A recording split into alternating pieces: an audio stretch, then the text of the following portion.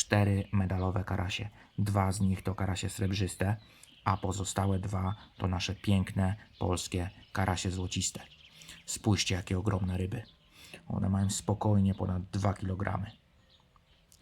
Czegoś takiego na żywo jeszcze nigdy nie obserwowałem. Ciekaw jestem, czy któryś z tych karasi mi weźmie, bo ogólnie zanęcone mam kulkami 24 mm. Też taką kulkę mam na zestawie, no ale jak widzicie, te duże kulki nie stanowią dla tych karasi większego problemu. Pewnie będziecie zaraz pytać, co to za woda. Szczegółów nie zdradzę, ale ogólnie jest to głęboka żwirownia na południu Polski. No i jak widzicie, są jeszcze u nas wody, gdzie występują takie piękne ryby.